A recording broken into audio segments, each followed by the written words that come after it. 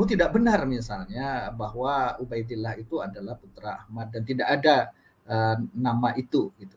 Itu masih belum gitu. Nah, itulah kemudian maka banyak para ulama yang masih tetap konsisten memahami bahwa itu adalah tetap diakui sebagai keturunan Nabi gitu. Termasuk ulama-ulama besar di Indonesia. Hanya memang ada orang-orang yang mengkritik itu. Tapi saya pikir perlu dibuka juga, jangan kemudian ditutup gitu. Kalau memang ada kritik Robitoh Alawiyin misalnya harus terbuka juga gitu loh. Artinya jangan kemudian hal itu ditolak.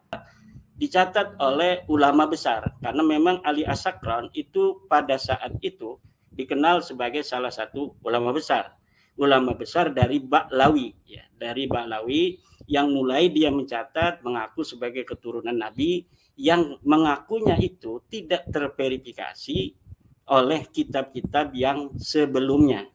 Di dalam teori truth tadi, teori di dalam bagaimana kita mencari kebenaran konsistensi itu tidak ada.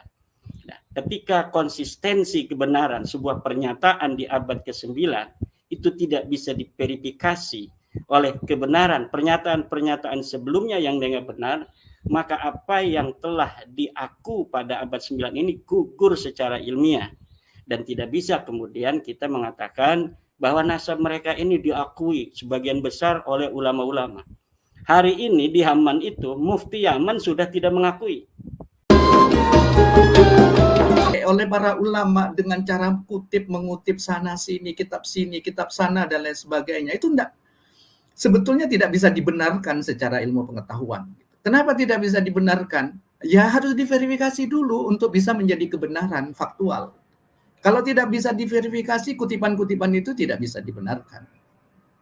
Nah, kalau itu menjadi dasar, maka sebetulnya sama-sama ada kelemahan baik yang pro maupun yang kontra. Yang pro misalnya memang lebih masyhur, lebih dia menjalani kehidupan itu sendiri. Silsilah nasab itu menjadi bagian hidup mereka.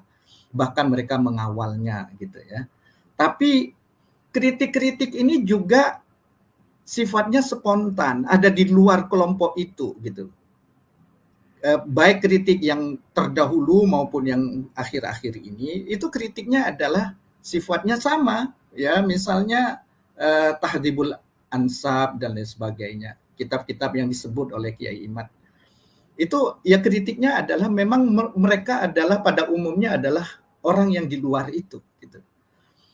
Tapi yang masyhur, maka kemudian karena memang yang dari Yaman ini banyak yang Sunni, ya, tapi juga ada yang Syiah juga. Para habaib itu juga ada yang Ahlus Sunnah wal Jamaah, tapi ada yang Syiah juga, tapi Syiahnya memang dekat antara dengan yang Sunni gitu ya. Karena Syiah mereka itu adalah Zaidi sebetulnya. Saya masih tetap percaya. Artinya begini, walaupun pengkritik itu masih tetap dianggap tidak kemudian samalah kritiknya Ibnu Taimiyah terhadap akidah Ahlus Sunnah wal Jamaah, kritiknya kaum Khawarij atau kritik terkait kaum Alawiyin ya pada zaman dulu ya. Kritik juga sekarang terhadap itu belum meretakkan ya sendi-sendi terpenting dari kaum Ba'lawi. Paling hanya sekedar bahwa ini adalah Ubaidillah Ahmad bin Isa tidak punya anak yang namanya Ubaidillah dan sebagainya. Itu yang kemudian menjadi kontroversi gitu. Tapi nasab itu hampir tidak meretakkan ulama-ulama besar gitu ya. Tapi bagaimanapun kebesaran itu jangan kemudian dianggap bahwa kebenaran gitu ya. Tapi sampai sekarang belum meretakkan kritik-kritik terhadap Ba'alawi, kritik terhadap silsilah kaum Alawiyin, termasuk kritik terhadap Ubaidillah bin Ahmad bin Isa, itu sampai sekarang masih tetap dianut oleh sebagian besar ulama-ulama. Dan itu tidak kemudian muncul dari dalam internal mereka kritik gitu loh. Oh tidak benar misalnya bahwa Ubaidillah itu adalah putra Ahmad dan tidak ada nama itu gitu. Itu masih belum gitu. Nah itulah kemudian maka banyak para ulama yang masih tetap konsisten memahami bahwa itu adalah tetap diakui sebagai keturunan Nabi gitu. Termasuk ulama-ulama besar di Indonesia. Hanya memang ada orang-orang yang mengkritik itu. Tapi saya pikir perlu dibuka juga, jangan kemudian ditutup gitu. Kalau memang ada kritik Rabithah Alawiyin misalnya harus terbuka juga gitu loh. Artinya jangan kemudian hal itu ditolak, perlu dikaji ulang gitu. Kalau memang itu adalah merupakan kebenaran faktual. Terkait dengan tes DNA itu begini, sebetulnya kita tidak bisa hanya menyatakan mereka telah melakukan sejumlah tes DNA dengan jumlah orang yang sudah dites DNA dan ternyata tidak terbukti dan lain sebagainya. Itu juga harus dibuktikan gitu loh. Artinya ada sertifikatnya gitu. Misalnya ada alat bukti yang sah dan meyakinkan bahwa memang terjadi. Jangan hanya sekedar qila wa qalu gitu loh. Nah, itu penting. Kenapa? Karena tes DNA ini adalah verifikasi faktual dan itu adalah asasnya asas ilmu pengetahuan dan itu bisa dibenarkan gitu. Nah, apakah betul asas ini sudah diterapkan misalnya dan terkait dengan tes DNA itu bagus sebetulnya kalau memang ada tes DNA. Seperti itu. Iya. Nah, gitu. Ya, mungkin solusinya begitu ya. Ketika polemik masalah kesejarahan, kemudian masalah kitab, mungkin metodologi yang paling tepat adalah tes DNA. Oke, baik. Ke Kiai Imad. Kiai Imad mungkin bisa sedikit menjelaskan tadi ada beberapa masukan dari Prof. Hanif. Silakan, Kiai. Baik, terima kasih Pak Profesor Hanif atas catatan-catatan dan juga sanggahan-sanggahan. Ini ketika kita tidak mendapatkan jawaban dari Rabithah Alawiyah yang saya surati Ustadz Taufik Segaf, ini mungkin pandangan-pandangan dari Profesor Hanif tadi ini bisa mewakili dari, ini pandangannya ya, bukan sosoknya, dari pandangan-pandangan Rabithah Alawiyah. Karena memang Rabithah Alawiyah yang saya tahu pandangannya mirip dengan pandangan-pandangan dari Profesor Dr. Hanif ya. Bahwa sudah dicatat misalnya oleh ulama-ulama di Yaman, ulama besar di Yaman. Ya betul dicatat, tapi dicatat mulai abad ke-9 Hijriah, mulai dari pengakuan mereka itu. Dan pengakuan mereka itu tercatat, mereka mengaku itu tercatat dalam kitab mereka bahwa mereka mengaku gitu. Bahwa sosok Abdullah yang merupakan silsilah dari Syarif Abil Jadid ini diijtihadi sebagai daripada leluhur mereka. Itu betul sekali bahwa dicatat oleh ulama besar karena memang Ali As-Sakran itu pada saat itu dikenal sebagai salah satu ulama besar dari Ba'lawi ya, dari Ba'lawi yang mulai dia mencatat mengaku sebagai keturunan Nabi yang mengakunya itu tidak terverifikasi oleh kitab-kitab yang sebelumnya. Di dalam teori truth tadi, teori di dalam bagaimana kita mencari kebenaran konsistensi itu tidak ada. Nah, ketika konsistensi kebenaran sebuah pernyataan di abad ke-9 itu tidak bisa diverifikasi oleh kebenaran pernyataan-pernyataan sebelumnya yang dengan benar, maka apa yang telah diaku pada abad 9 ini gugur secara ilmiah. Dan tidak bisa kemudian kita mengatakan bahwa nasab mereka ini diakui sebagian besar oleh ulama-ulama. Hari ini di Yaman itu, Mufti Yaman sudah tidak mengakui. Mufti Yaman yang sekarang berkuasa di Yaman, Al-Hausi, mempunyai seorang mufti namanya Syekh Syarafuddin Samsuddin. Dia sudah membuat sebuah rilis fatwa bahwa 21 marga tidaklah terbukti sebagai keturunan Nabi. Salah satunya adalah Ba'alwi yang menurunkan kabib-kabib yang ada di Indonesia ini. Kemudian seorang doktor ahli DNA di Yaman, Dr. Abdullah As-Suaibi, telah membuat rilis pula yang bisa diakses di internet bahwa hasil daripada DNA orang-orang Ba'lawi ini tidak terbukti sebagai keturunan Nabi. Kemudian seorang ahli hadis dari Yaman, Syekh Muqbil bin Hadi Al-Wada'i juga mengatakan bahwa Ba'lawi, Al-Ahdal dan Al-Qudaimi tidak terbukti sebagai keturunan Nabi besar Muhammad Sallallahu Alaihi Wasallam. Ini adalah abna'u jaldatihim, anak-anak Yaman sendiri, putra-putra Yaman yang memberi kesaksian akan batalnya nasab Ba'lawi. Mereka terdestinasi di wilayah Tarim, itu di situ konsentrasi daripada orang-orang Ba'lawi. Mereka diakui di situ karena memang sebagian besar keluarga mereka. Tapi di luar itu mereka tidak diakui sebagai keturunan daripada Rasulullah Muhammad Sallallahu Alaihi Wasallam. Kenapa di Indonesia? Ya, misalnya tadi ada narasi dari profesor bahwa ulama-ulama besar di Indonesia mengakui nasab Ba'lawi. Ini tidak ada satupun dari ulama-ulama besar, ya, dalam tanda kutip, yang ada ibarah, ada proposisi di kitab mereka yang mengakui secara tegas bahwa Ba'lawi ini keturunan daripada Nabi besar Muhammad SAW, kecuali dari keluarga mereka, semacam dalam Rodatul Ikhwannya Syekh Salim bin Jindan. Itu dia mencatat, dia menulis kitab tentang silsilah mereka, yang di dalam kitab itu pula pertama kali Wali Songo dibalawikan oleh Syekh Salim bin Jindan itu. Kemudian katanya Syekh Asnawi Syekh Nawawi Tenara mengisbat Ba'lawi gitu. Itu tidak ada Syekh Nawawi Tenara mengisbat Ba'lawi sebagai keturunan Nabi Muhammad.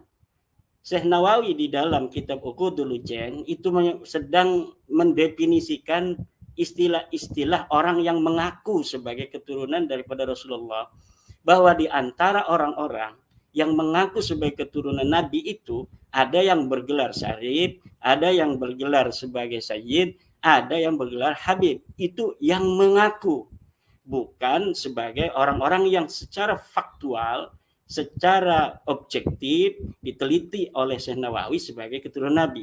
Jadi hanya ikhbar. Itu dalam teori korespondensi kan itu ada, bahwa dalam metodologi kita mencari kebenaran korespondensi, bahwa apa yang telah hari ini nampak sesuai dengan apa kenyataannya, itu bisa dianggap sebagai tidaklah berdusta orang mencatatnya. Misalnya ada seorang anak angkat namanya Yanto, dia ini mempunyai ayah angkat Subroto. Kita tahunya bahwa Yanto ini punya ayahnya adalah Subroto. Maka kita catat bahwa Yanto bin Subroto ini tidak melanggar etika kebenaran, karena memang kenyataannya yang kita tahu bahwa Subroto itu adalah ayah daripada Yanto. Tidak ada ilmu kita, pengetahuan kita sementara yang mengatakan atau yang meyakinkan kita bahwa dia hanya anak angkat dari Subroto. Syekh Nawawi itu mencatat seperti itu, bahwa orang-orang yang mengaku turunan Nabi bergelar Sayyid, Syarif, dan Habib. Tidak itu bisa dikatakan sebagai mengisbat daripada nasab Ba'lawi gitu. Kemudian juga as-sajarah mubarakah. Kata Profesor Hanif, as-sajarah mubarakah itu diragukan sebagai tulisan daripada Imam Fakhruddin Ar-Razi, karena di dalam beberapa rilis daripada kitab-kitab karangan daripada Syekh atau Imam Fakhruddin Ar-Razi itu tidak ada kitab As-Sajarah Al-Mubarakah. Inilah sebenarnya kaidah yang harus digunakan. Tidak disebutkan itu bukan berarti tidak ada. Karena kemudian dapat ditemukan sebuah manuskrip yang berangka tua 800 Hijriah yang menyatakan bahwa kitab ini milik daripada Fakhruddin Ar-Razi. Kenapa di abad-abad ke-9, ke-10 tidak dicatat Sajarah Mubarakah sebagai karya Imam Fakhruddin Ar-Razi karena kitab itu memang tidak ditemukan. Karena kitab nasab itu jarang ada yang mengaji, jarang ada yang memiliki. Dia dicatat atau ditulis untuk seseorang dari pejabat masa itu. Kemudian diaji oleh pejabat itu saja. Ditaruhlah di perpustakaan yang ada di Turki. Kemudian abad ke-14 atau ke-15 kemarin baru ditemukan. Jadi wajar kitab As-Sajarah Mubarakah karya daripada Imam Fakhruddin Ar-Razi ini tidak dicatat dalam kitab Tarajim dan Ma'ajim yang ada di rentang waktu di mana kitab ini belum ditemukan. Karena kemudian bisa ditemukan. Apa bukti utama bahwa As-Sajarah Mubarakah adalah karangan dari Imam Fakhruddin Ar-Razi adalah catatan yang ada di dalam kitab itu sendiri. Yang di dalam kitab itu sendiri yang berangkat tahun 800 Hijriah itu disebutkan di akhirnya bahwa kitab ini adalah kitab As-Sajarah Al-Mubarakah yang menerangkan tentang nasab-nasab turunan Nabi yang ditulis oleh Imam Fakhruddin Ar-Razi. Nah, kemudian kita lihat hari ini teori korespondensi daripada mencari kebenaran, seluruh ahli nasab di dunia itu menggunakan kitab As-Sajarah Mubarakah sebagai rujukan. Jadi mereka termasuk dalam kolom keluarga Ba'lawi sendiri ini menggunakan rujukan As-Sajarah Mubarakah. Dan juga keluarga-keluarga yang mengaku keturunan Nabi yang mempunyai nakobah-nakobah di dunia. Kita bisa lihat dalam kitab-kitab nasab itu bahwa di antara rujukan mereka yang paling muktabar adalah kitab karangan Imam Fakhruddin Ar-Razi yang disebut dengan kitab As-Sajarah Al-Mubarakah. Jadi keraguan tentang As-Sajarah Mubarakah sebagai karangan dari Imam Fakhruddin Ar-Razi itu terbantahkan oleh kalimat yang ada di dalam kitab manuskrip yang ditemukan itu sendiri. Yang kedua, yang menemukan ini adalah seorang pembela Ba'lawi. Yang menemukan ini, yang mentahqiq adalah Syekh Mahdi Rajai sendiri. Harusnya dia itu mencoret atau menambahkan nama Abdullah sebagai bagian daripada nama anak daripada Ahmad bin Isa. Tapi saya katakan bahwa Syekh Mahdi Rajai ini walaupun di dalam pengisbatan dia itu subjektif, tetapi dalam pentahqiqan dia itu jujur. Baik, pertanyaan saya tadi Kiai Imad mengatakan bahwa Mufti Yaman membatalkan nasab Ba'lawi. Itu sumber lafaz aslinya itu dari mana nih Kiai? Apakah ada mungkin rilisnya kemudian juga sumber internetnya? Ada rilisnya itu, ada di internet, ada rilis, tinggal dicari aja. Dan itu sudah banyak ditayangkan di berbagai macam berita di Indonesia juga. Jadi tinggal Mufti Yaman itu nanti ada sumbernya dari apa. Gitu. Dan bisa diverifikasi orangnya masih hidup, masih berkuasa, al-hausinya di Yaman. Gitu. Ya, ya. Baik. Jadi ini bisa dipertanggungjawabkan sumber aslinya dan kevalidan data yang mengatakan bahwa Mufti Yaman membatalkan 21 ya? Iya. Berapa? 21 ya? Marga yang mengaku turun Nabi di Yaman termasuk Ba'lawi diputuskan oleh Mufti Yaman dia bukan keturunan baginda Nabi besar Muhammad sallallahu alaihi wasallam. Baik, ini menjadi catatan penting bahwa ada sumber resmi dari Mufti Yaman, gitu ya. Jangan sampai menjadi sebuah simpang siur. Ya, bisa dipertanggungjawabkan ya, ya. Baik, sumber resminya.